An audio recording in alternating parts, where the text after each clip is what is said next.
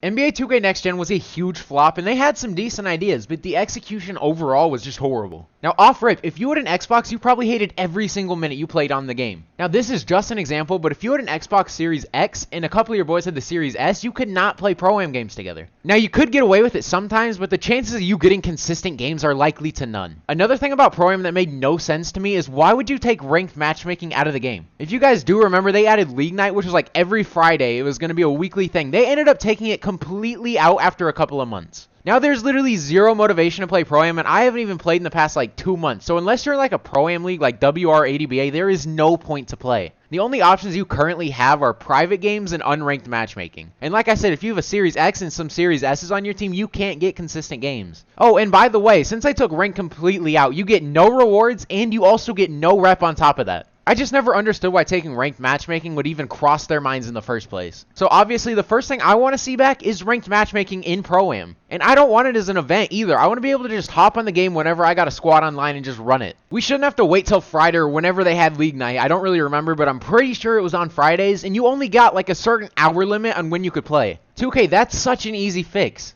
And speaking of bringing things back permanently, bring the stage back full-time and up the prices. Tell me why, when you went to the stage this year, I believe the highest court you could play on is 1,000 VC. Nah, for real, tell me what I'm going to do with 250, 500, or even 1,000 VC. I could go play a park game right now and get 200 to like 350 VC. So why would I wager 250 VC if I can go to a park game and get like 350? Make that make sense. I miss when 2K had the 5K, 10K, 25K, the high rollers event. They would have these high amounts you could wager. Matter of fact, bring back high rollers. For most 2K players, we are mad competitive, so we like to wager. And if you don't believe me, look around. Whether it's Pro-Am leagues, park wagers, even Ania, most of us just want to play for something. And when you take two modes out of the game that allow us to compete and make them limited, what are we really left with? We need these back full-time, and for stage, the court prices also need to be higher because no one's trying to play for 250 VC. Another thing that everyone in the community wants to see is new rep rewards. We've had the same rep system, it feels like, since like 2K19. And I don't know about you guys, but halfway into 2K20, I haven't really had that much fun playing the game.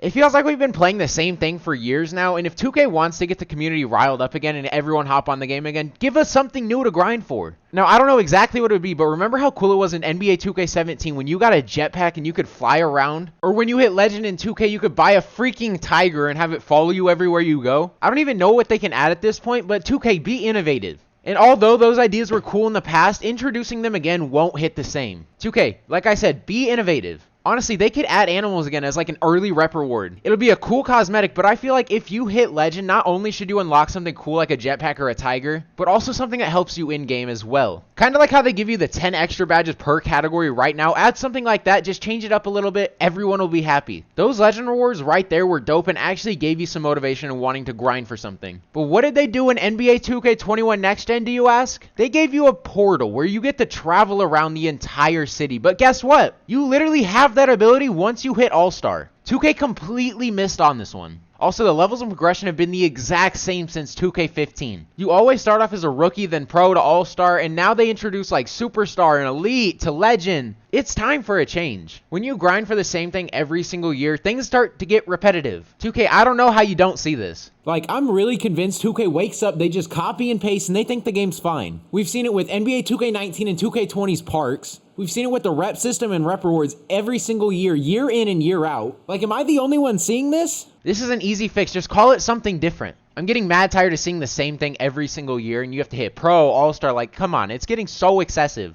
Now, for the next thing, if you like walking 800 meters to get to another park, you're absolutely crazy. I'm not a fan of the huge city. Now, if you asked me back in like 2015, 2016, if I would like a big city, I'd probably say yes. Back then, I probably would like that GTA feel kind of a game as well as a basketball video game. But now that we have it, I do not want it. Take it back, get it away from me, I'm good. Now, what they did do that's good is I like the fact that they brought affiliations back, but I feel like you need to bring back the parks to NBA 2K16-ish. Condense the park, make it smaller again. Now, I doubt they do this because they spread all their advertisements around the city, and if you don't know, 2K loves making their money, so I doubt this happens. But like I said, every time I hop on 2K, I feel like I'm in real life. You have outlet malls and stores pretty much just scattered all across the map, and you spend 95% of your time skateboarding around and you barely get to play the actual game. And I'm gonna keep it a buck. Most of these people who play 2K get more exercise in the game than they do in real life. And I'm not even talking about the basketball part of it. This is a simple fix, but will they do it? Probably not, because it'll take money out of their pockets and they won't be able to have as many advertisements. That's tough! And speaking of affiliations, why is it if you travel to another park, you only get 50% of the rep you normally would? If you guys did not know, you actually get penalized 50% for traveling to a different park, which makes absolutely no sense. It should literally be the other way around. The sad part is they actually had it so you gain more rep in past 2Ks, so why even implement this? 2K, you don't make sense sometimes. Like, this edition literally makes 0 sense as you had it different in the past. Again, that's such a simple fix. Just make it so you get a little more rep when you travel to different parks. It's really not that hard. Now, going back to ProAm, something else I want to see implemented is more customizations. I want to see more jersey styles, more jersey customizations on the court, customizations on the arena. I just want to see more additions to ProAm because it's been the same, and I want to do more to brand my team. We've been playing in the same ProAm arena for the past 5 years, and the customizations have barely changed. You guys know the Brooklyn Nets new courts where the wood is gray? Why can't we change the color of the wood? You either have to make the floor a solid color or just leave it as default wood. That's such an easy addition as it's already in the game. Since they already have the Nets court added, it would not be a big deal. Also, you guys know that court when you hit Elite as a pro team, the one that was like super big and actually looked like an NBA arena? Give us the ability to unlock that again or just let us start out in an arena just like that. I feel like they've gotten ridiculously lazy with ProAm, and you've seen literally minimal changes every single year. But just a couple of little things can make ProAm so much better and give us a whole different experience. Also, bring rankings back. This also ties in with bringing the ranked matchmaking back. Give us level up rewards and something to unlock as we get higher in rankings. The problem 2K had every single year with the ability to get into higher rankings was as soon as you hit Pro Bronze, you would struggle to find games and ultimately have to disband your team over and over and over again.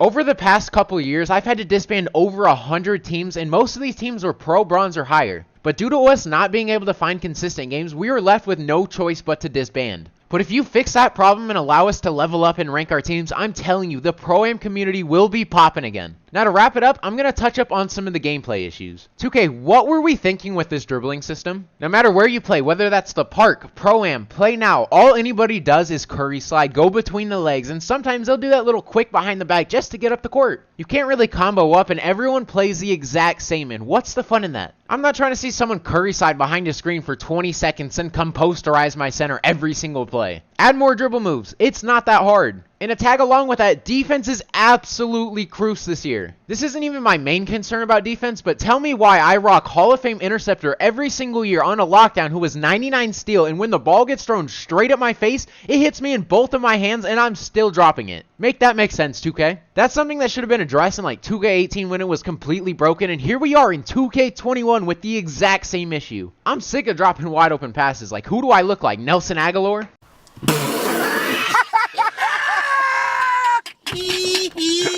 And also, tell me why bump steals have basically been taken out of the game. Like, all game, I can spam X when someone dribbles inside of me and curry slides straight into my legs, and I will never get a steal. Like, why is defense so bad this year? When someone dribbles inside of me, they should lose the ball. If they chuck the ball straight into my hands and throw a Stevie, I should catch it. It's that simple. Defense needs to be buffed. And if they buff defense and add some dribble moves back into the game, there will actually be a skills gap again, and people will actually have to learn to be good at the game and not curry slide and contact dunk all game long. And do I even have to say it? Contact dunks. Like, everyone loves a good contact dunk once in a while, but this year you could get one whenever you want. All you have to do is hold down the right stick and you get a contact dunk like 9 out of 10 times. 2K was literally giving out contact dunks like Oprah Winfrey. You get a contact dunk. You get a contact dunk. Everybody gets a contact dunk.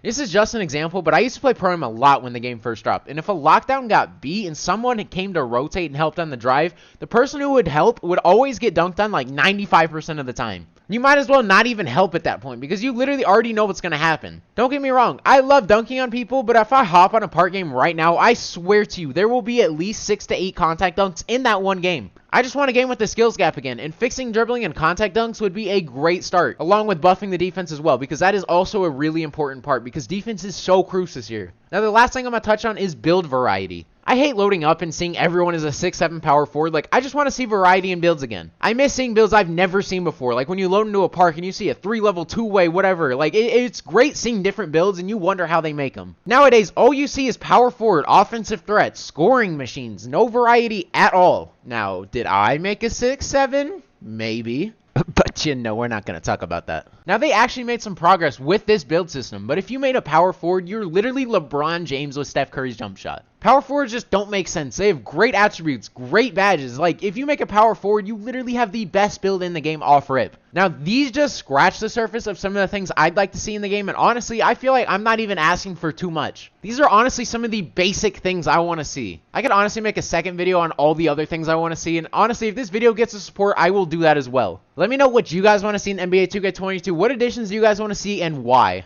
Like I said, this just scratches the surface. So chances are I probably missed some of the things you guys want to see. So go ahead and make sure to leave a comment and let me know what you guys want to see as well. If you guys did enjoy today's video, go ahead and leave a like. Subscribe to the channel if you guys are new. That's all I got for today's video. Hopefully you guys did enjoy it. It's been your boy Mythic. Peace out.